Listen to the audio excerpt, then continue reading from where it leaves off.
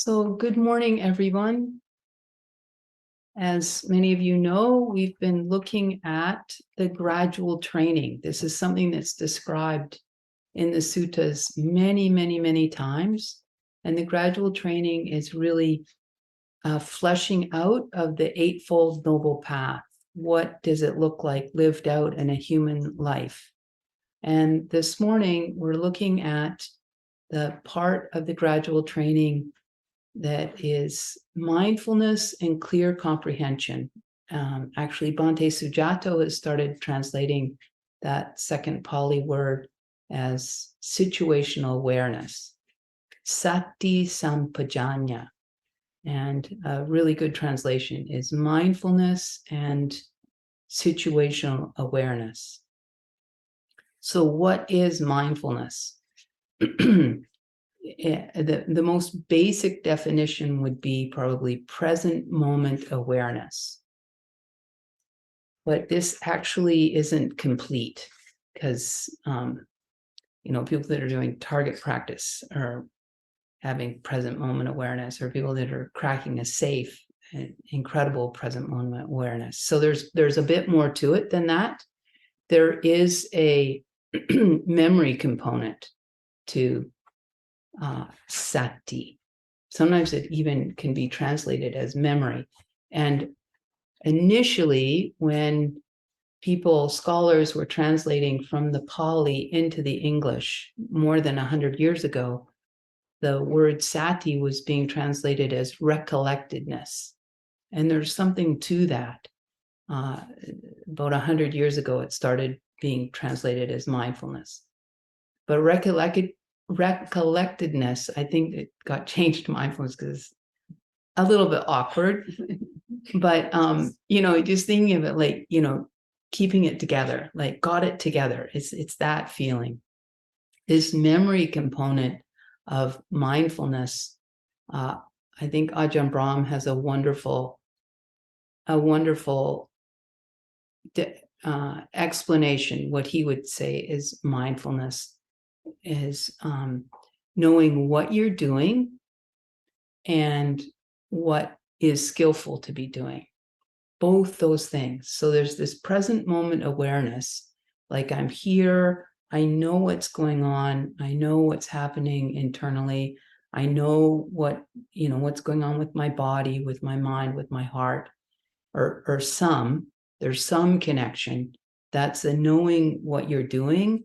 And then this memory component, a recall of what would be skillful, what's appropriate. And some of this is a recalling of some of the teachings of the Buddha. So what am I doing right now, and what is helpful, what is skillful to be doing? A wonderful translation of sati, description of sati. It brings in that second memory component from just the present moment awareness. Another way that you see the memory part of sati playing out is when there is present moment awareness, and you got this recollectedness, you've got it together, you're grounded, you're here, you're not pulled off, you're not running off into the future or into the past, you're not being pulled out by your senses, you're collected and recollected. When that's happening, when there's this kind of awareness, what is going on has more impact. It has more imprint. We can all relate to this. We come home and we put our keys down. If there's, some mindfulness, some of this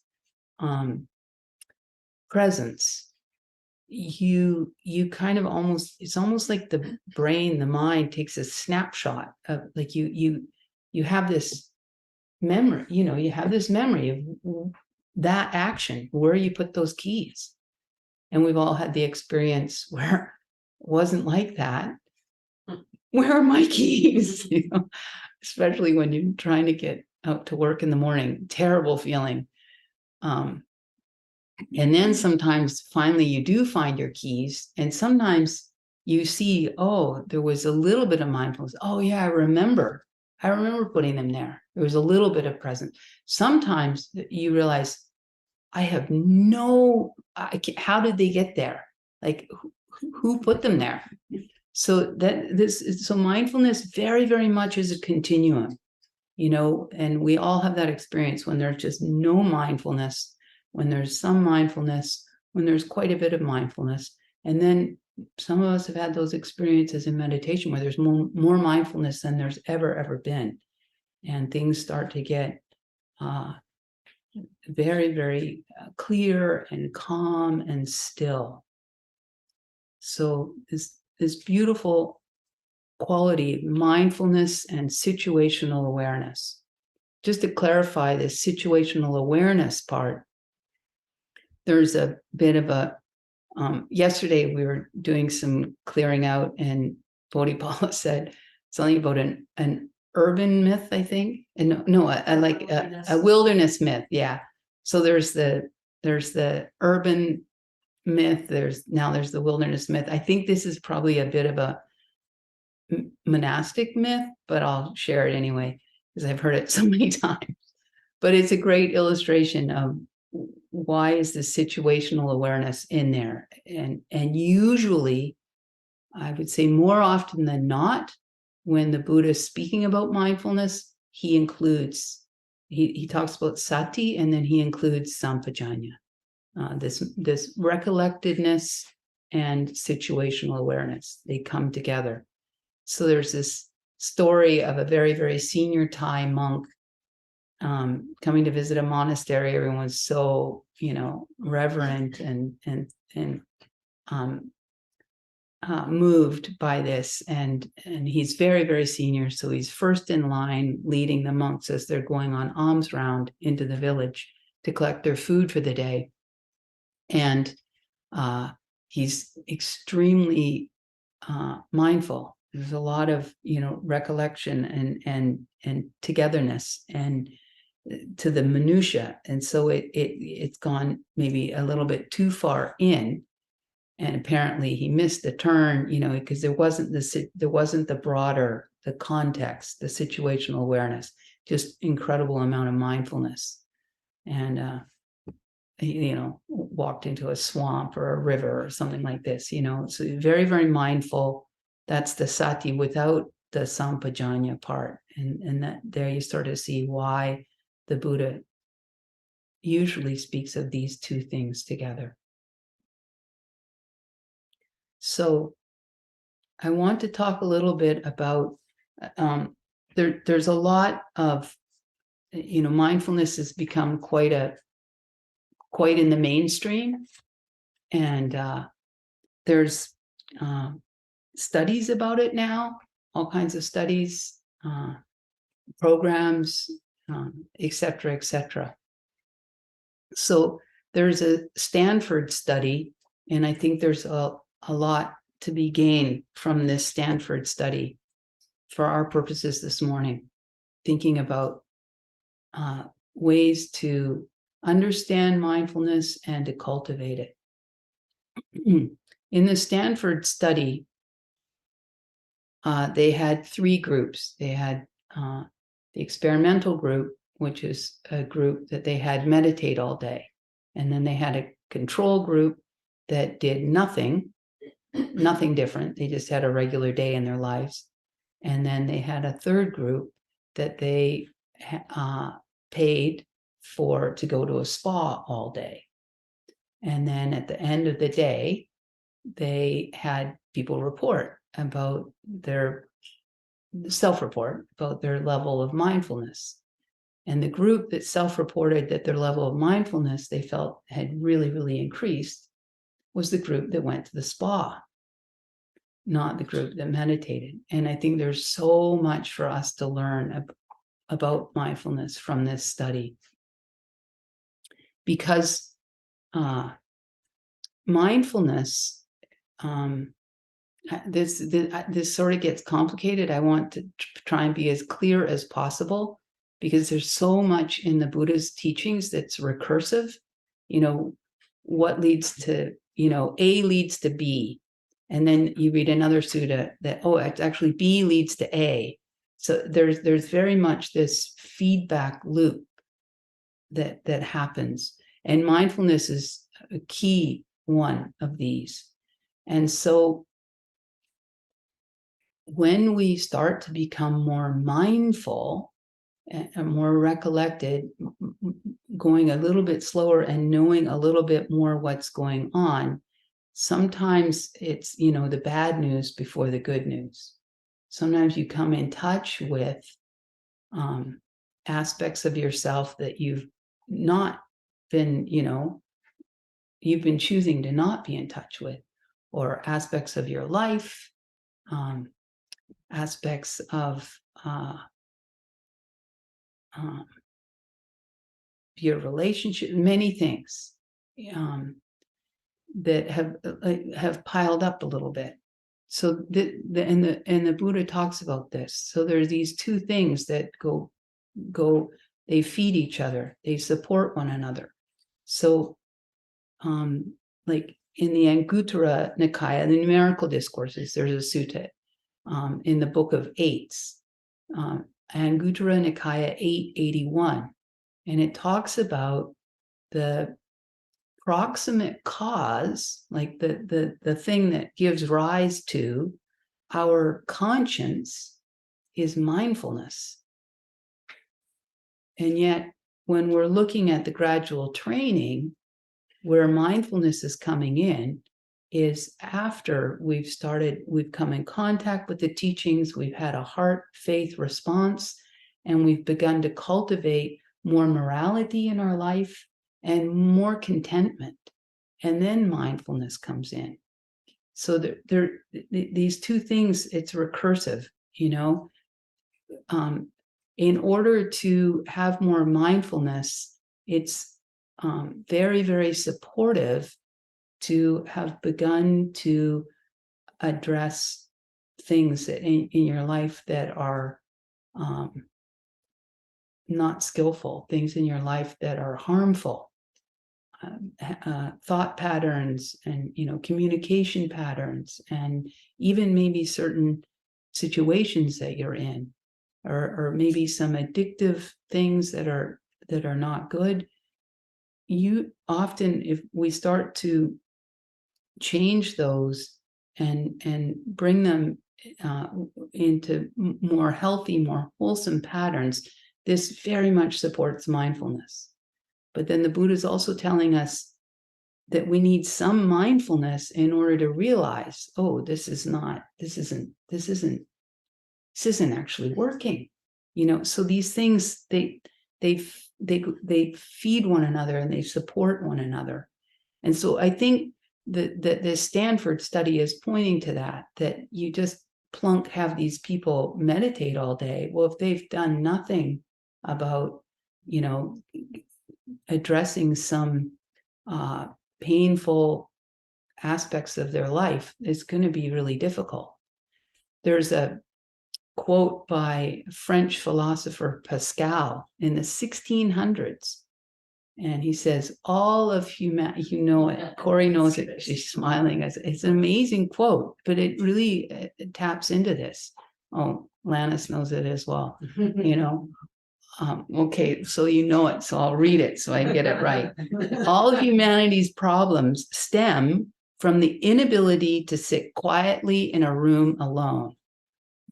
So this is exactly what that quote is pointing to. It usually follows with the gender in it. Then the quote. I took the gender out. I was going to do one, and then I just said, you don't even need. You don't. So yeah. So I did tweak it. Yeah. At least it didn't say all mankind. All humanity's problems stem from the inability to sit quietly in a room alone. Yeah. And that's why, because when you do take up the practice of mindfulness, there at especially if you're into your adult life, there's a backlog of things that need to be helped and cared for and attended to and witnessed and digested and addressed. And so that's why much of the population don't do it. They just continue to reach out for this next thing to address some of the malaise that we all know and all feel. And our culture, is showing us incessantly. Yeah. The other thing, the other reason why I think the people that went to the spa, and this is also really important when we start to get more invested in developing mindfulness in our lives. The people in the spa, when you're in a spa, you're very much in your body. You're very much, which helps bring you into the present moment, and it's very enjoyable. It's very, very relaxing. And these are aspects of mindfulness.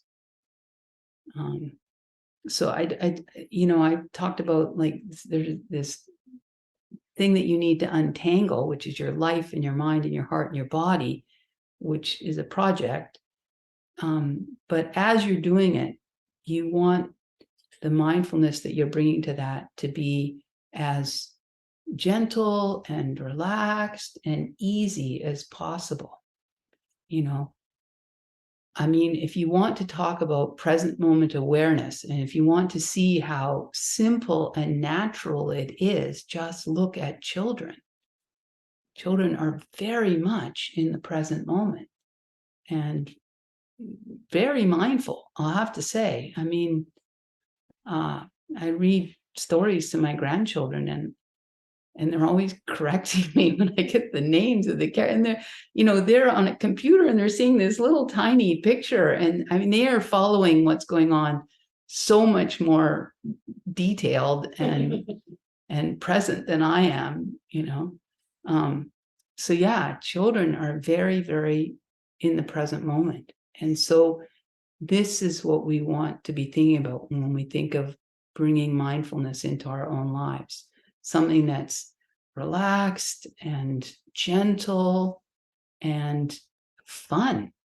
That the more that things are light and happy, the more the mind will be engaged in the present moment. So sometimes we have to learn how to do that, or relearn or forget or unlearn the things that got built up, but very, very doable, and very much what the Buddha is pointing to when he's talking about this recollectedness and this situational awareness. One way that you can sort of gauge or monitor if you're bringing if you're cultivating a mindfulness the way that I think that the Buddha is describing it, is to tap into the energy level. When the Buddha describes mindfulness, it is a support for energy arising. There's these 7 factors of awakening, and mindfulness is sort of the entryway, the gateway, and the next factor is energy. So in the Noble Eightfold Path, you see the gradual training is this lived out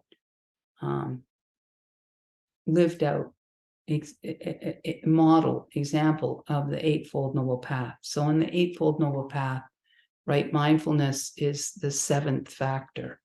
It comes after right speech, right action, right livelihood. It comes after the morality part. I lost my train of thought. I went a different direction. So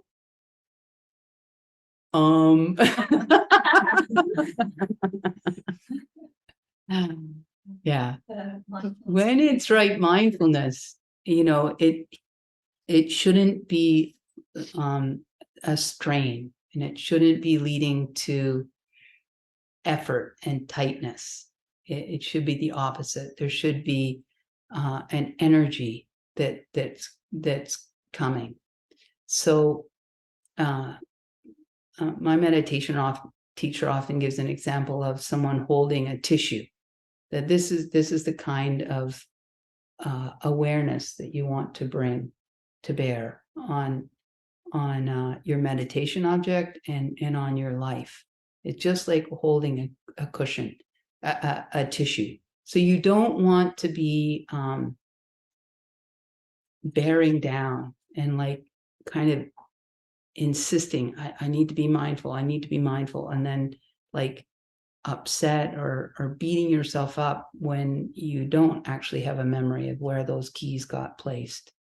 This is going the wrong direction. If there's one thing you take from the talk, think about the people at the spa reported that they had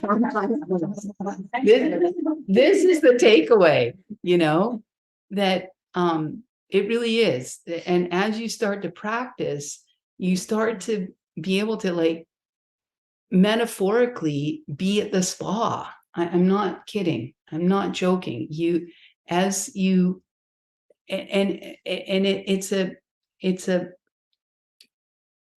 a multifaceted project. This is what I lost my train of thought, but this is what I wanted to say. The Eightfold Noble Path is not like an 8-step staircase. The Eightfold Noble Path is much more like an 8-lane road, so and that's how all these things feed back on one another. So as you're becoming, living a more moral life and experiencing a more wholesome mind, this very much supports mindfulness. It's not one and then the other. It's together. And then as you're experiencing more mindfulness, you become much more sensitive about your morality. You become more and more sensitive about your own intentions, and it stops being like, there are times when it's like, wow, there's just so much to clean up. There are times like that, but they become fewer and farther between, and you quickly start to feel the benefits of this cleanup project, and you get more and more invested in it and realize how worthwhile it is. And how this works is when you begin to have a little bit of recollectedness, things just go smoother, I'll have to say. And we've all got this experience. We can all relate to this. We can relate to times when I didn't even hear that alarm, and now you've got to rush, right? When you rush, it's crazy. Like when you rush, the simplest thing, you can't do it. Like you can't get your coat off the hanger, right? It's like, it's just crazy. But then other morning that you got lots of time, the coat comes off the hanger, boom. It's like that. But then it gets more and more and more significant. So as you start to have some mindfulness and some recollectedness in your life, you start to have what you experience is you experience more space. There's just more space in the mind, there's more space in the heart, there's more space in the body, there's more space in the life. It's amazing. And then what happens is that it's almost like, you know, you have these ruts of behavior, of the way that you speak, the way that you respond. And when there's mindfulness, you get bumped out of that rut a little bit. And so then this person says that thing that's so irritating, and before you collapse or snap back, there's just this space. And then you just start to realize you have choices and options. It's amazing. And then as mindfulness starts to gain more and more momentum, again, I'm telling you, it's this long continuum. As it starts to gain more and more momentum, then in meditation, again, there's this feeding back. You know, the life feeds into the meditation, and then the meditation feeds back to the life. And as you start to have more and more recollectedness in the life, then it's easier and easier in meditation to be with the meditation object. And as you gain more momentum in meditation, then it supports the mindfulness in the life, and tickety boom, you're on the way. Yeah.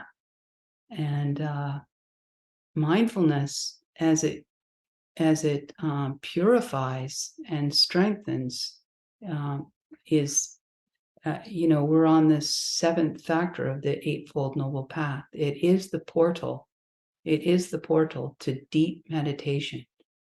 And eventually all these feedback loops have reinforced each other so much that mindfulness just becomes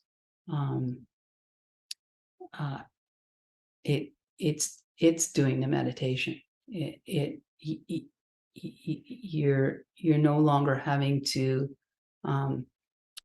sort of continually reinforce it. It just starts to reinforce itself, and then eventually you'll just continually be with your meditation object. And what happens is that mindfulness, the spa, mindfulness, as it strengthens, becomes very, very bright.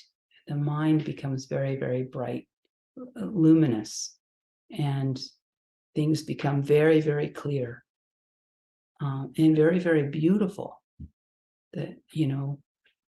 So there is this other aspect of mindfulness that is, which is, again, this present moment awareness doesn't completely capture it. There is a part of mindfulness that is very beautiful.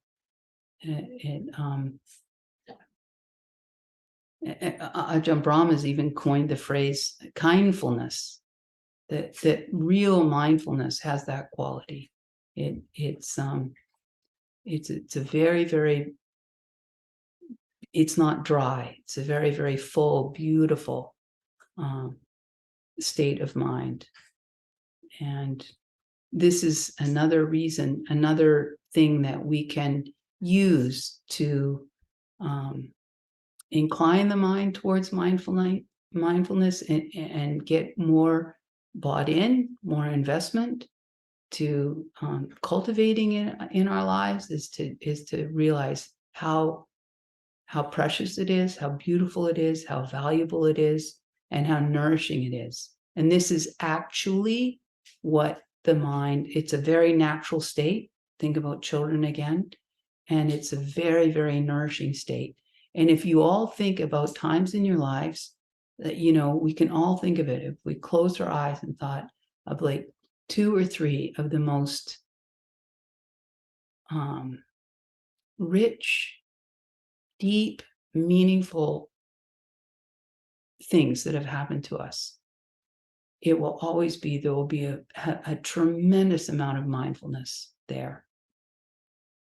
The challenge in our culture is that we think that it's these amazing things like, you know, having a helicopter drop us at the top of Three Sisters, and then, you know, I don't know, that we think these grandiose things are what are going to nourish us, and it's not true. The real nourishment comes from mindfulness, comes from presence.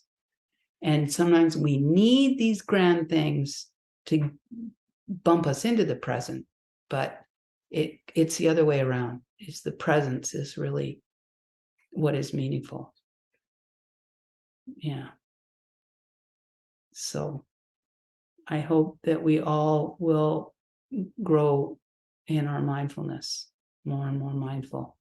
And I'll stop there, and I would love for people to make comments, ask questions. Yes, Patricia. So a mindfulness and the recollectedness, you say, is there a word when you get both of those together? No. Yeah, I think that's one of the challenges. Yeah. This is a big challenge, translating into English from Pali. Like a lot of Pali words, they're like a whole paragraph. They're like a concept. Yeah. And very often one English word doesn't give the nuance. Yeah. I'm not sure the Stanford study definition of mindfulness is really what is being measured in that story that you're talking about, because they're having it. I kind of get it, but the untangling of the meditation people is just as important, and Stanford didn't seem to think that. Isn't like, just because they said this group was more mindful, the other group. It was just a one-day thing, and it was just people reporting. And I think that what I want everyone to take away from that study, you're right, the disentangling in meditation it's essential. You have to do it. Yeah. The takeaway for me is to approach mindfulness with the idea of relaxing, not efforting. And lots of times we pick it up as, oh, I need to be mindful. And it actually is bringing more density and more tension into the system. But I appreciate what you're saying. Absolutely. The disentangling that you do in meditation, yeah, it can be a slog at times, and there's no workaround. There's no magic bullet. Yeah. And if these were just people off the street, were plunked down and said, meditate, and they don't really have any experience, it's going to be a hellish experience for them. But the other thing to remember is what Ayya said, that, there's all these preconditions of cleaning up our life, our morality, all those things that help us with that. And if they're just off the street and said to sit down for a day and meditate, then maybe that hasn't been addressed. Yeah. Mm-hmm. So it's going to be probably a very difficult experience. Mm-hmm.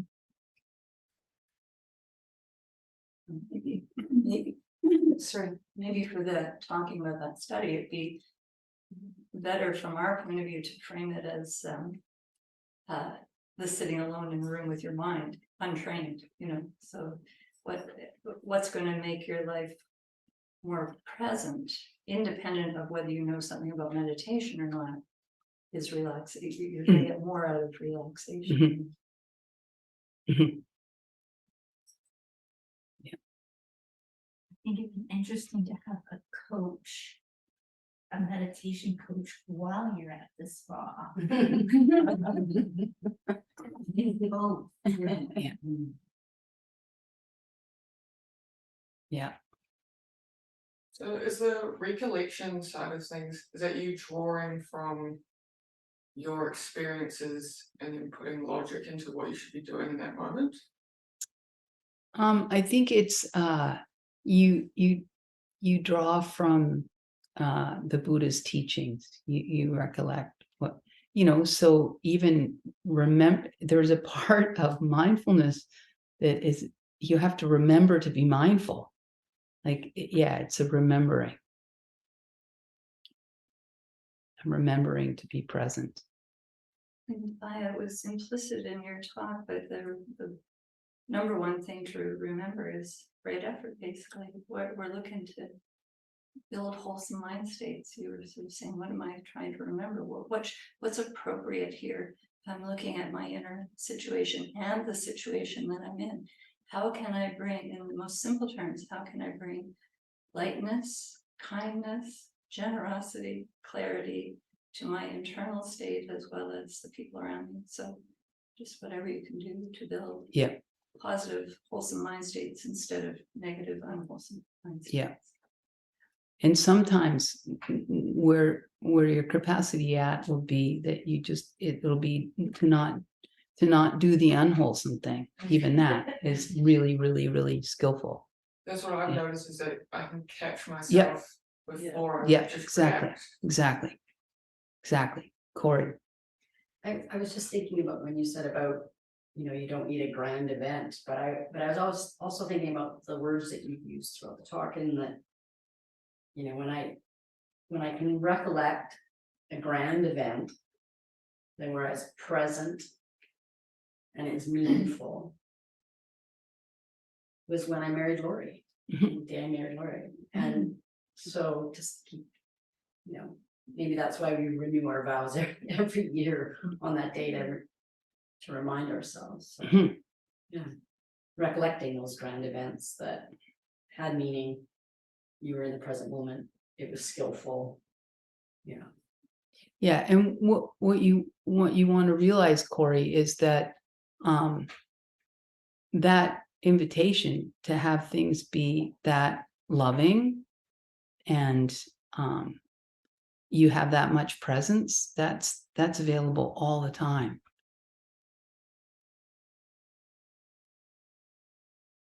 Yeah, and even when I remember being at a wedding, it was amazing. One of the vows was when basically when things are difficult, I vow to remember you at your highest.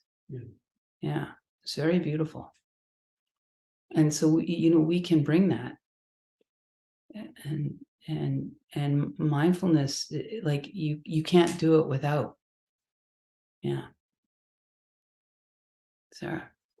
I just was thinking about what Patricia was saying about the meditators in that spa meditation study, going through a slog.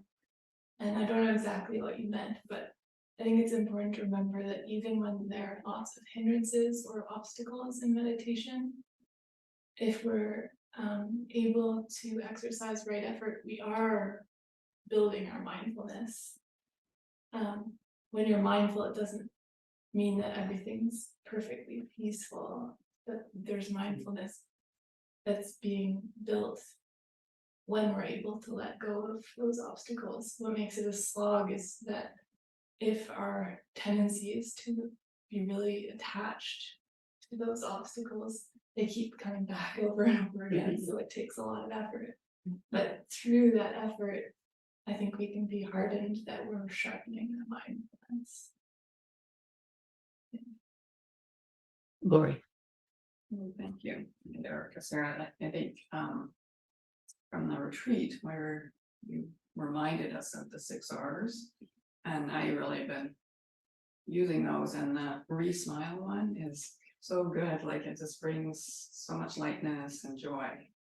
So I think that one is really a really good way to remind ourselves of being light and not hard on ourselves. Exactly.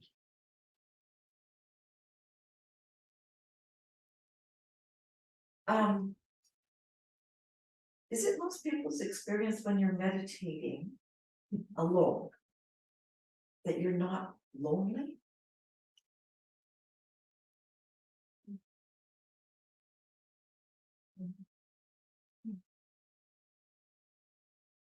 And, I was reflecting because of, thinking of what you said about, the problem is most people don't, it's hard to, or the problems of the world arise because you can't be in a room sitting alone. And becoming aware, which is relatively new for me, that loneliness is now as dangerous as diabetes and smoking. And thinking about those two extremes, that people who meditate alone are not lonely.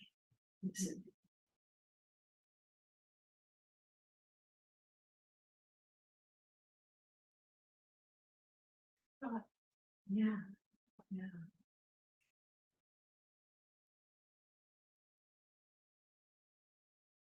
Definitely, because what is essential for the human being is connection. And when you are meditating, there's never a time you're more connected. Yeah. We looked at this sutta last night in Sutta Contemplation, very famous sutta. Basically, the Buddha was talking about how essential it is to have a spiritual friend. And then it's like, if you have a spiritual friend, it is expected that you will develop the Eightfold Noble Path. And then it describes, right view based on seclusion, and then dispassion, fading away, and cessation. So it's amazing, you have this spiritual friend, and then you get to develop something that's based on seclusion. Yeah.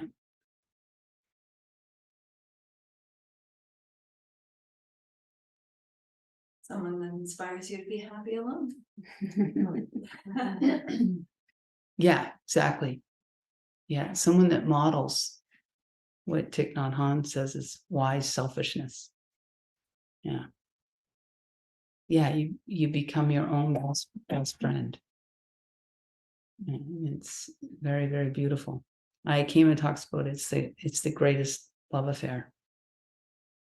It is.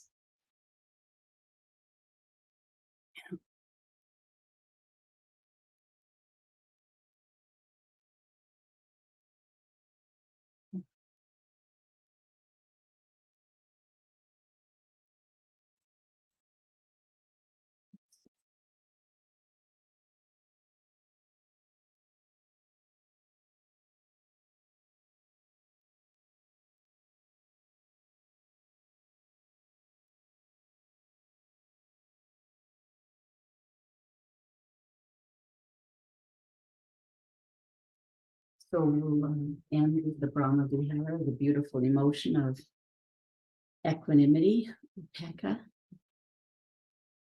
So if you want to start with bringing to mind just a neutral person in your life, somebody you don't have strong feelings of love or hate towards, and send these phrases to them. You are the owner of your karma.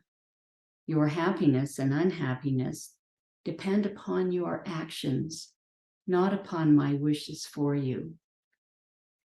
I care for you as a suffering human being, but I cannot keep you from suffering. I wish you true happiness, but I cannot make your choices for you. Now bring to mind somebody who's been very supportive of you and send the phrases to them. You are the owner of your karma. Your happiness and unhappiness depend upon your actions, not upon my wishes for you. I care for you as a suffering human being, but I cannot keep you from suffering. I wish you true happiness, but I cannot make your choices for you. Now bring to mind a friend. If the previous person was a friend, just bring to mind another friend and send the phrases to them. You are the owner of your karma. Your happiness and unhappiness depend upon your actions, not upon my wishes for you. I care for you as a suffering human being, but I cannot keep you from suffering. I wish you true happiness, but I cannot make your choices for you. And now bring to mind somebody that you have a difficult relationship with, and send the praises to them. You are the owner of your karma. Your happiness and unhappiness depend upon your actions, not upon my wishes for you. I care for you too, as a suffering human being, but I cannot keep you from suffering. I wish you too true happiness, but I cannot make your choices for you. Now we'll send the phrases to ourselves.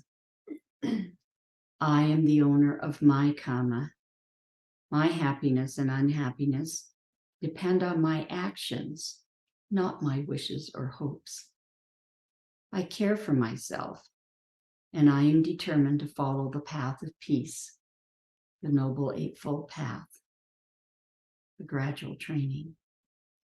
I wish for myself happiness, and I am determined to make skillful choices. All beings are owners of their karma.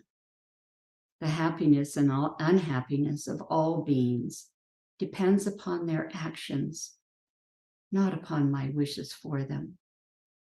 I care for all beings as suffering beings, but I cannot keep them from suffering. I wish all beings true happiness, but I cannot make their choices for them. May the merit of our practice be shared with all sentient beings, named and unnamed. Alex, Talaya, Rose, Claire, Sarah.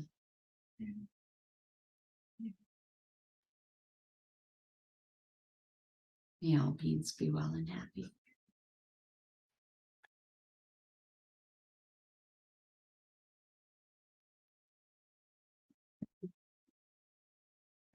We'll definitely be thinking of you on Thursday, Sarah. Thanks. I won't see you next Friday, but hopefully the Friday after.